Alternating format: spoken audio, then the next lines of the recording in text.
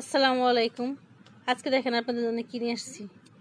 আজকে এই যে পান্তা ভাত আর করলা ভাজি আর কাঁচামরিচ পেঁয়াজ।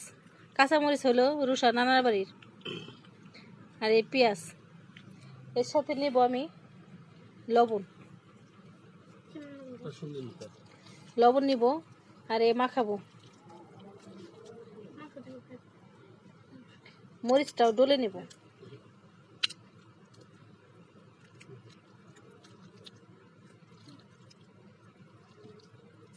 আর এটা খেতে এত মজা, খেয়ে দেখাবো।